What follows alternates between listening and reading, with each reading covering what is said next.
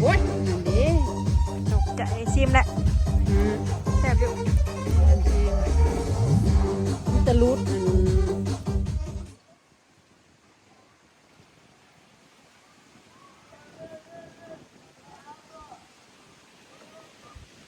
สบายดีเด้อพี่น้องสบายดีบัสกูสุคนเนาะ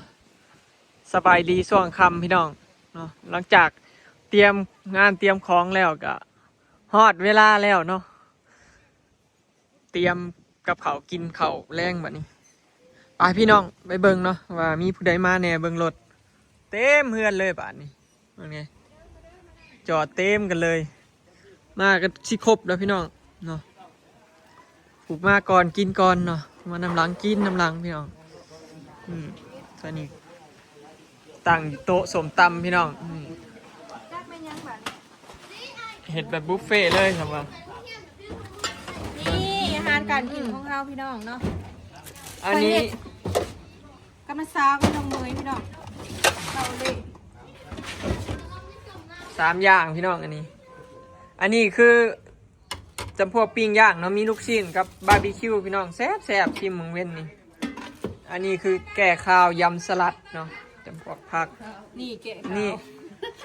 อีกที่ก็คืออันนี้พี่น้องตกด้วยหมักโมเนาะแล้วก็ส้มแล้วก็มังองุ่นพี่น้องนี่มาเบิ่งทางด้านกับเขาอันนี้แกงพะแนงหมูจ้ะฝีมืออำมาลาอันนี้เป็นแกงเขียวหวานนี่แกงเขียวหวานเขาใส่แกงเผ็ดน้ำมันนี่แกงเขียวหวานไก่บ้านจ้ะไปเฮ็ดเองกินกับข้าวสวยร้อนๆพี่น้องนี่ชุกละซาวคงนึงชุกเค้กได้ใส่ยังไม่ได้มาแล้วจะเอาตังค์มาบอนตังเขากับร้านส้มตำสลอยพี่น้องตักเขาพี่น้องบ้านนี้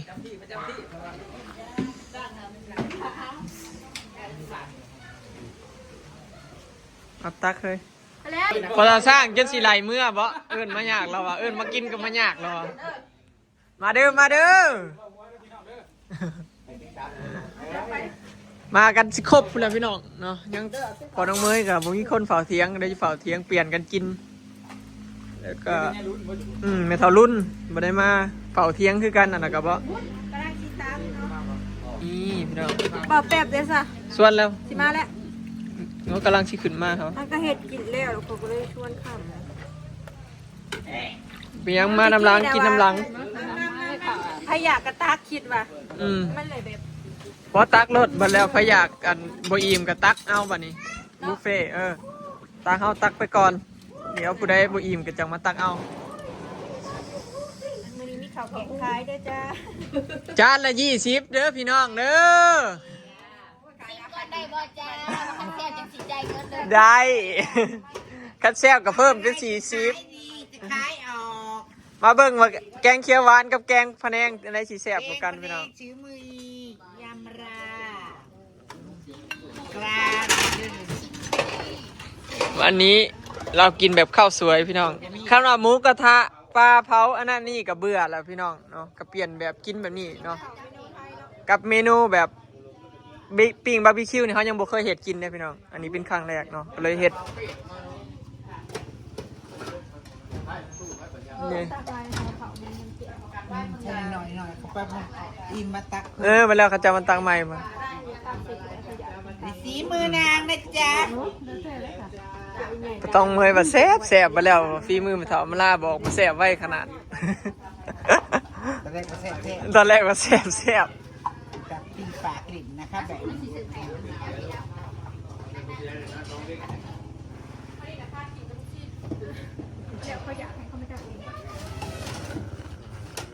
บุฟเฟ่เด้อพี่น้องเด้อผู้ใดอยากยังก็มาตักเอาเลยช่วยเบิ้ลบอกนะเมทบุญกับข้าวมาบ่วันนี้เพิ่นก็ได้ข้าวมาพี่น้องบอกเพิ่นว่าข้าวมากินเด้อนี่ญาติพี่น้องเขาก็มากันครบแล้วเนาะรับประทานอาหารค่ำวันนี้ ตักผู้สาว เร็วๆข้าวเล็งมือเร็วอ่ะ คืออยู่คนตักเข่านี่สมเป็นแม่ค้าอยู่ เอาพิเศษ กินเข่าพี่น้องมี2อย่างเนาะแกงพะแนงกับแกงเขียวหวานนี่สะเลินโชยเลย มาก่อนกินก่อนพี่น้อง ขนาดมาลบอยู่หลัง น้ำหลังกินน้ำหลังเนาะ ลบดูอันนี้เนาะงานให้เลย โหถ้าน่ากินเลย วันนี้เขามีงานอะไรกินอีกครับงานบ้านน้องร้ายแบบ อันนั้นมาเถอะ นาย ผมไม่กวาดไปเที่ยวครับผมอาหารบ้าน ไม่แซ่บบ่ กับข้าวหรือที่มุ้งมือ บ่อิ่มตักเอาอีกเด้อ ตักไม่เหลือขาดแล้วบริเนื้อ มาก ใส่ระบบ บดีกับเป็นอีกมือหนึ่งที่ดาวมาเพิ่มไปหน้าดาว ป่าคำลุงสลอยมานำพี่น้องมื้อนี้ ส่วนเพิ่นลงมากินข้าวอยู่ลุมพี่ บ่ได้กินเด็กเด้เพราะว่ามันลมหนาว เอาวันนี้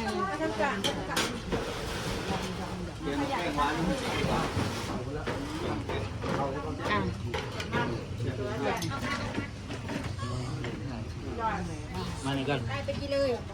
กิน ข่าวย่างว่าทางนั้นนะจานข่าวนะ อยู่ใต้กันน้ำปูนี่มันเขาแกงเลี้ยง ขอด้วยสิ มันบ่เป็นแกงเลี้ยงพยายไข่เขาเอิ้นแกง1 2 3ก็เรียกว่าแกงตอง ขอเนี่ยจ้ะ มาเด้อพี่น้องกินข้าวแรงนับกันเนาะ เจแลนั่งอยู่หัวโตะเป็นประธานใช่ไหม เออผู้ห้องเนาะ ถามคุณยายได้อะไรกิน โต๊ะยาวเหยียดพี่น้อง ได้อะไรกินคุณยายบุรีบุญยังแฝงแล้วคุณยาย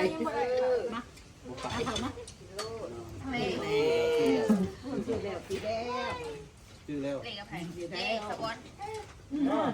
เขากินอย่างเขากินอย่างเพื่อนก้างกันกินข้าวแล้วเมื่อกี้นี่นอนตื่นค่ำยังไม่อยากเขาเม็ดนึงขนาดเขาเหนียวยังอยากใส่อยากใส่ อลิศ อยู่หน้าไฟก็กินเซลตัวอยู่ทั้งหลั อง ลิศอยู่ป่า มั่มเลยว่ะ อลิศจ้าบ๊ายบายเฮ้อโอ้ย เอาถ้าพูดยังพากันย่างยังนะพูด บาร์บีคิว ยังมีย่างบาร์บีคิว เป็น เพราะว่า กับแก้ม แล้วคุณไอ้ก็อิ่มแล้วเพราะว่า เอาไว้เป็นกับแก้มรอบเด็กเผื่อหอนแอล แปลว่าหอนแอลแล้วก็ย่อยดิปิ้งกินตอนเด็กต่ออีกบาร์บีคิวพี่น้อง แม่น้องเมย์ลงพอน้องเมย์มาเปลี่ยน กินบ่ได้ กินบ่ได้ ส่วนเพราะว่า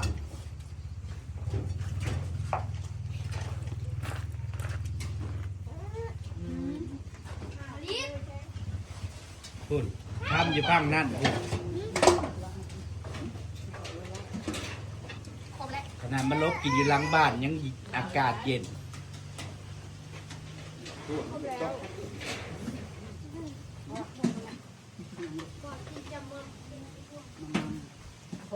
อันนี้กินแล้วนี่หนูแบบนี้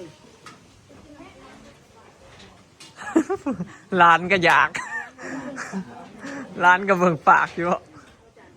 กินบ่ได้มันอื่นน้ำลายนะ ปากแกบ ไม่ออกมาในหน้าบ่ได้กินที่แบบมั่ม เ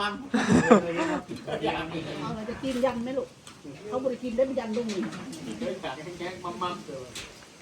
ทั้งอุ้มทั้งอยากทั้งหิวบ่เนี่ยเอ้าแซ่บบ่ลูกฮะมื้อนี้มันเกิดไผยิ้มหวานอีกรู้จักอีกแล้วใส่สุดอุ่นให้หนาวมื้อนี่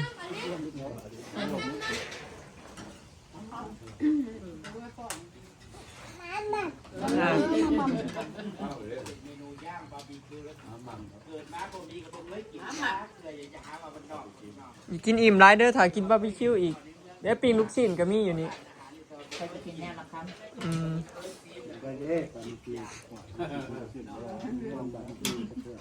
นละกินอาหารมื้อนี้ เบิ่งทั้งพี่พี่น้อง มะเขือเทศกับมีเนื้อ ทางปีเป็นทีมวัยรุ่นบ่ทีมวัยรุ่นเด้อพี่น้องนี่เด้อ ตรงไหนวัยรุ่นตรงไหน บ่ได้เว่าให้ถึงเจ้าวัยรุ่นอยู่พี่ บักคำมาไหว้แก่มันว่ะ แซ่บบ่จ้อย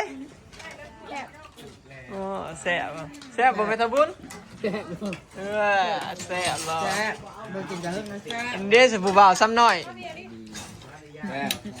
เป็นได้เฮ็ดได้จักหมื่นเลย กำลังกินรักแจน หนาวแห้งปานนั้นบ่ได้นี่นะฮะโอ้นี่ว่ากล้วยน้อยออกลูก ได้จักร้อยก้อนมือเนี้ย200ฟ้าเธอเลี้ยงเด้อ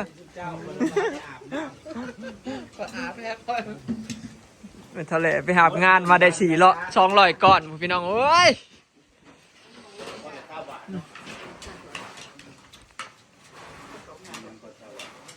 มาใหญ่บุญก็กินข้าวแรกคือมันก็เทพการในการจะกินเป็นเบิร์ดเด้อฮะ ก็ไม่รู้ก็อุ้มกันหรอก แม่ตูด เจ้า อ่ะยิ้ม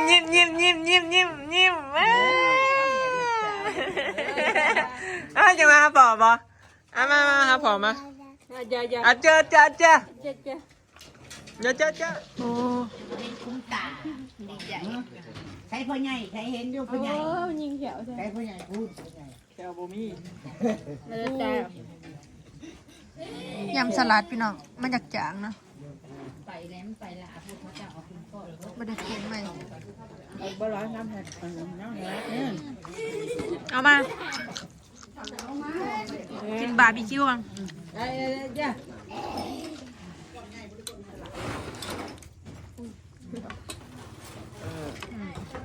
ไม่เคยกินบ่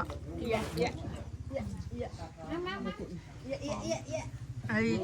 พออุ้มเลาะอยู่มันหนึ่งใส่รูเลาะอยู่ไพ่ชีเป็นค่าแดนเซอร์นี่เตรียมแล้วบ่เตรียมแล้วจ้าทำชีบ่ห่อหาวในได้มือ หนาวอ่ะเป็นจะได้คือบ่หา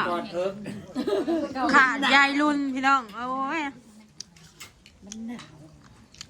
แต่เช้าคือบ่เคยเห็นเต้นแล้วสิเต้นเยอะ ใช้มือนึงเราก็บ่เต้นอันนี้นะ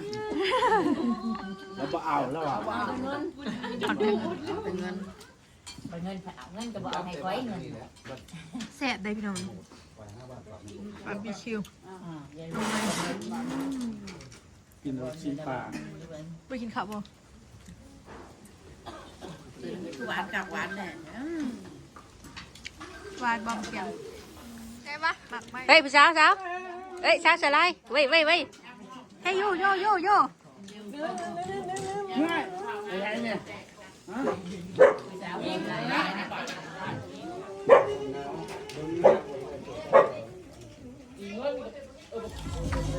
พอกับพรไปเตยมานำหลังพี่น้อง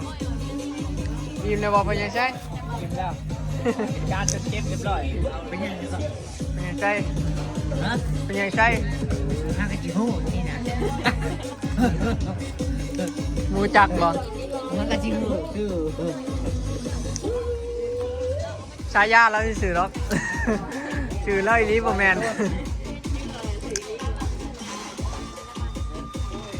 น้อยนักคนจิ๋วสื่ออีพอไปเนาะที่แท้ๆเรา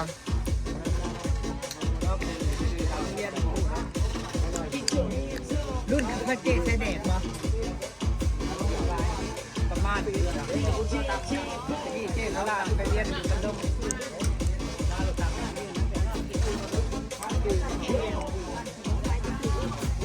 อิ่มแล้วพากันนั่งเล่นพี่น้องบ้านนี้น้องถาเป่าเค้กเบิ่งนั่งพี่ยิงไพ่กันอยู่มึงไงหนาวแห้งบ่ถากินเค้กต่อบ้านนี้เล็กหน่อยถาเป่าเค้กพี่น้องทางบาร์บีคิวเขาก็ยังปิ้งกันตลอดอยู่ปิ้งแก้มกินกับเบียร์เนาะช่วงเด็กๆเวลายังชิหิวเพราะว่ากินข้าวกันอิ่มแล้วเดี๋ยวถ่ายจักหน่อยพี่น้องนี่แหละเนาะซุ่มแซวกันเล็กหน่อยพี่น้องขอบใจ FC บสุขุสุคนเด้อเนาะที่อวยพรวันเกิดย้อนหลังให้บอยพี่น้องเนาะขอบคุณหลายๆมาเบิ่งทางด้านนี้พี่น้องอีลุงแป๊บกับฮักกามากับสีพลาเย่เพิ่นนั่นๆสิได้เห็นหน้าเห็นตากันเนาะสองพ่อเมียนี่อิ่มแล้วคือกินข้าวกันหน่อยแท้เนี่ย เดี๋ยวสาบกินเค้กต่อพี่น้องจักหน้อยเนาะจังสีเป่าเค้กกันเป่าเค้กไผมาแล้วก็จะพาเมื่อป้ากันเด้อชีเด็กๆให้เจ้าภาพง่ายซะก่อน ตอนนี้อิ่มนะพี่น้องอิ่มแล้วบ่ไม่ทำบุญใครกินเค้กบ่ใครกินเค้กบ่ เบิ่งล้มนะพี่น้องเบิ่งแน่เฮามาลี่กินอยู่ข้างเฮือนนะเพราะว่าหน้าเฮือนน่ะมันกินบ่ได้ลมแห้งโพดใกล้แต่อยู่นี่มันบ่คอยลมกันได้เนาะคุณเต้นไว้เลยนะเนาะนะเนาะ จ้ามาเด้อพี่น้อง ทุกอย่างบาร์บีคิว ชอบไว้ ได้แล้วว่าท่าเต้นนะ ได้ไหมจ้า โอ้นะท่าเบิ่งพี่น้อง โอ้แล้วก็ท่า ไปสิเต้นท่าเด็ดกว่ากัน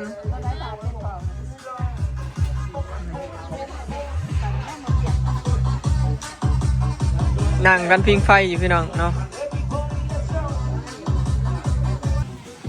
นี่แหละพี่น้องเนาะกินข้าวอิ่มเรียบร้อยพี่น้องมาเบิ่งกับข้าวเนาะเหลือแต่แกงเขียวหวานแกงพะแนงกับเรือน้อยหนึ่งพี่น้องแซ่บแห้งเนาะเห็ดลายเดือจังหวัดเรือแล้วก็มีหมักไหม้หมักยั้งเลยย่ำสลัดกับเรือน้อยเดียวนะพี่น้อง